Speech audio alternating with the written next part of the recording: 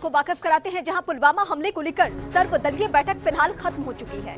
गृह मंत्री के साथ ये बैठक चल रही थी और फिलहाल ये बैठक खत्म हो चुकी है, जिसमें तमाम पार्टियों के प्रमुख चेहरे मौजूद थे इस बैठक में और रणनीति तैयार करने की कोशिश की जा रही है। हालांकि कल ही ये तय हो गया था कि सर्वदलीय बैठक के बाद ही ये फैसला होगा कि सरकार आखिर कौन सा बड़ा कदम इस बड़े घटना को लेकर उठाने जा रही है, क्योंकि सरकार ने ये निर्णय ले लिया है, ये फैसला ले लिया है, ये मूड बना लिया है कि तेवर कड़ा रहने वाला है, बड़ा फैसला लिया जाएगा। लेकिन उससे पहले तमाम विपक्षी खेमों से क्या सर्वदलीय बैठक के जरिए तमाम दूसरे दलों के चेहरों से राय मशविरा करना इस वक्त जरूरी है और फिलहाल यही हुआ भी। गुलाम नबी आजाद इस बीच क्या करें, उनको सुनिए जरा। हमारा पूरा समर्थन रहेगा देश की एकता और अखंडता को अक्षुण्ण रखने के लिए। सरकार को हमारा समर्थन रहेगा। कश्मीर हो या हिंदुस्तान का कोई भी हिस्सा हो, वहां टेररिज्म या आतंकवाद या मिलिटेंसी को लड़ने के लिए कांग्रेस पार्टी का पूरा समर्थन सरकार को रहेगा। बहुत बहुत धन्यवाद। गुलाम नबी आजाद को आप सुन रहे थे। कांग्रेस पार्टी का आपने स्टैंड कल ही सुन लिया था, जब राहुल गांधी ने कहा था कि सरकार और सेना हम दोनों के ही साथ खड़े हैं, और ये कल ही तय हो गया था कि सर्वदलीय बैठक होगी। बैठक के जरिए बहुत कुछ तस्वीर साफ होनी है, क्योंकि कल दिन भर राजनाथ सिंह मौजूद रहे। एक हमारे देश की सेना की शहादत बेकार नहीं जाएगा। इस संकट के घड़ी में हम सभी एक हैं। समय सीमा के अंदर कार्रवाई हो और आतंकवाद को जड़मूल से समाप्त करने के लिए हमारी एकता और एक साथ मिलकर के हम सभी आतंकवाद के जंग में समर्थन करते हैं कि उसके खिलाफ लड़ाई लड़ी जाए। और जो विभिन्न पार्टियों ने अपनी राय रखी उसका समर्थन भी किया, और ऐसे वक्त में, संकट के वक्त में हम सभी एक हैं। तो अलग अलग नेताओं के बयान आप सुन रहे हैं, जहां पे एकजुटता दिखाने की कोशिश की जा रही है, और फिलहाल यही बयान आप सुन भी रहे थे।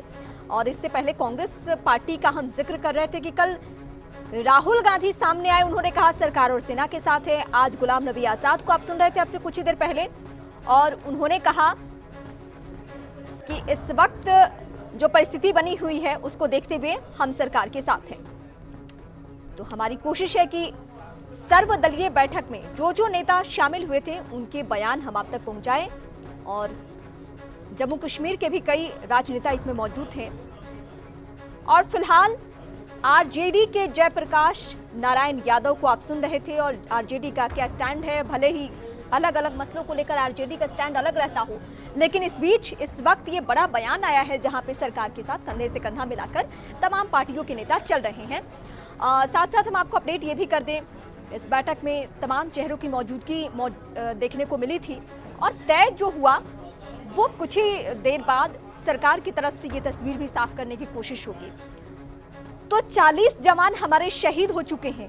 गर्व नहीं बल्कि गुस्से का माहौल है पूरे देश में, क्योंकि किसी युद्ध में नहीं, आतंकियों से लोहा लेते नहीं, बल्कि नापाक हरकत, कायराना हमले के शिकार हो चुके हैं हमारे जवान। और यही वजह है कि सरकार के ऊपर ये प्रेशर है देश की जनता की तरफ से कि साहब अब तो कुछ कीजिए, बहुत ज्यादा वक्त गुजर गया है। हालांकि कल से लेकर आज तक दिल्ली से लेकर कश्मीर तक अलर्ट की स्थिति। केंद्रीय गृह मंत्री राजनाथ सिंह कल पूरे दिन वहां पे मौजूद रहे, यानी जम्मू कश्मीर में उनकी मौजूदगी रही।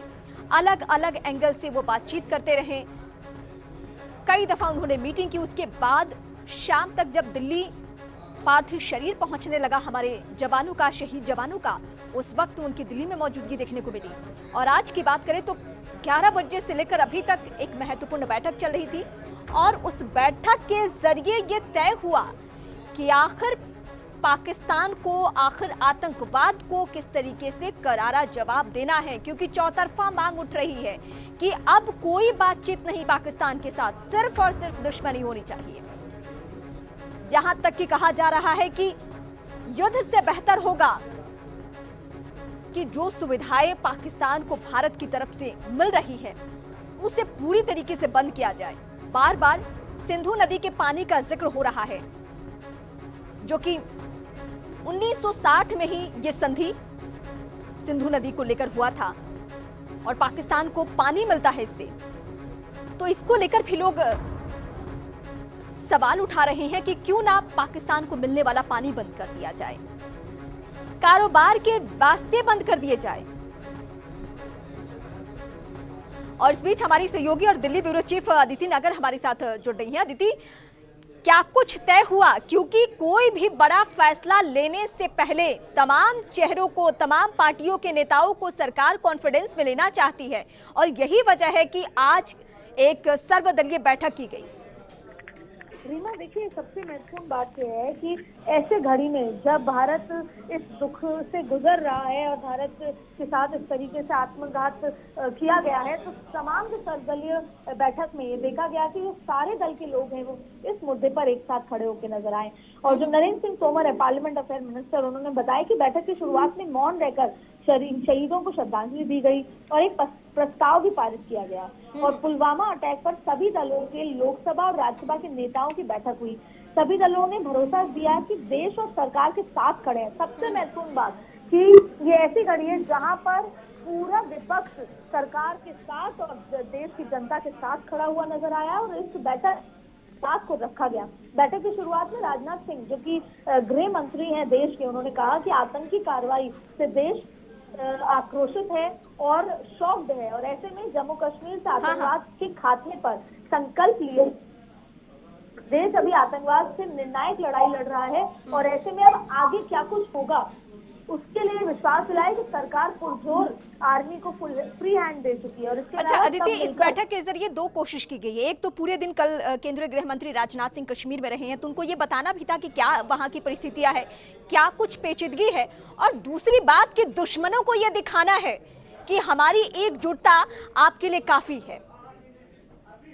जाहिर तौर पे देखिए, आज जब तमाम लोग साथ में थे और गुलाम नबी आजाद ने खुद कहा कि हमने बैठक के शुरू में कहा कि पीएम को सभी राष्ट्रीय और क्षेत्रीय दलों को बैठक बुलानी चाहिए, उनके साथ विचार विमर्श करना चाहिए। बाकी दलों ने भी इसका समर्थन किया। राहुल गांधी ने जो कल प्रेस कॉन्फ्रेंस में कहा था, हमने उनको दोहराया। राहुल गांधी की बात उस बैठक में दोबारा दोहराई गई कि सबको एक साथ होकर सारे दलों से विचार विमर्श प्रधानमंत्री मोदी को करना चाहिए। पूरा देश आक्रोशित है। 1947 से लेकर आज तक युद्ध को छोड़कर पहली दफा इतनी संख्या में हमारे जवान मारे गए हैं और ये बात गुलाम नबी आजाद ने इस बैठक में कही। पूरी पार्टी ने तय किया है कि इस वक्त हम जेके पुलिस, जम्मू कश्मीर की पुलिस, आर्मी, सेना, सीआरपीएफ के साथ मजबूती से खड़े रहेंगे, सरकार के साथ भी हम खड़े रहेंगे। और ये एक बहुत बड़ा मैसेज है कि जब कांग्रेस पार्टी से लेकर तमाम दल जब एक साथ खड़े होकर नजर आके सरकार को मजबूती देते हैं, तो ऐसे में सरकार एक मजबूत कदम उठा सकती है। लेकिन फिर भी बार बार इस बात को राजनाथ सिंह ने कहा कि हमने कल ग्राउंड जीरो पर गया, तमाम रिपोर्ट ली,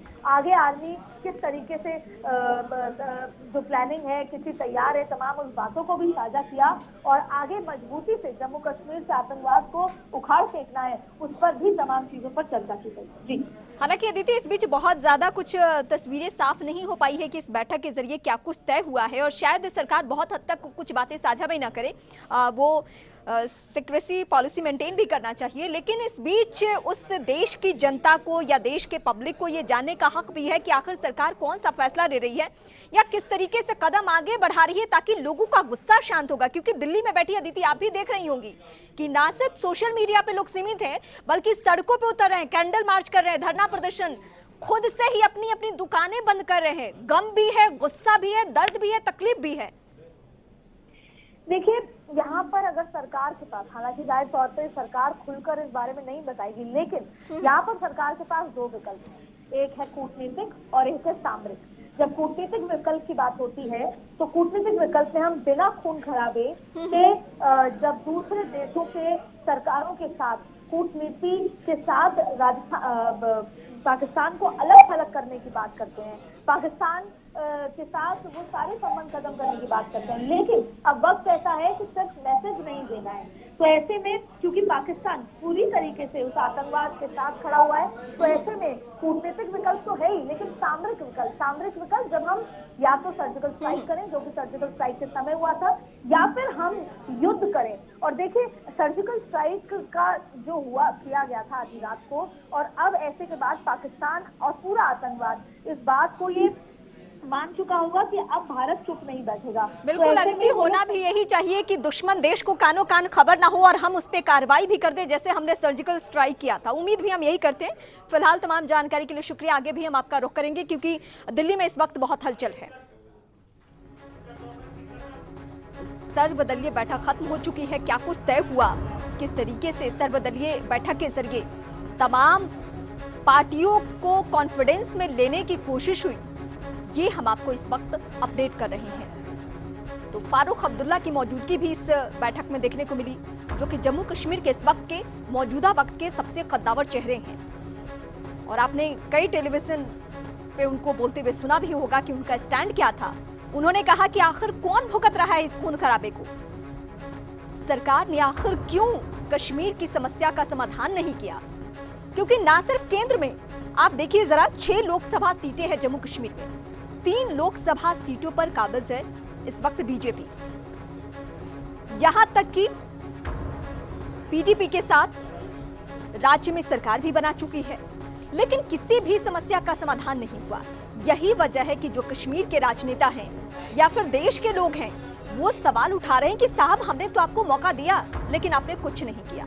अब यही वजह है कि सरकार पे चौतरफा प्रेशर, और इस प्रेशर के बीच में एक के बाद एक हाई लेवल मीटिंग और सब कुछ तय हो रहा है। कल सेना को खुली आजादी दे दी गई, पूर्ण अधिकार दे दिया गया, और यही वजह है कि अलग अलग इलाकों में सर्च ऑपरेशन, संदिग्धों की पहचान करके उन्हें गिरफ्तार किया गया, और कई ऐसे संदिग्ध फिलहाल हिरासत में लिए जा चुके हैं, पूछताछ चल रही है।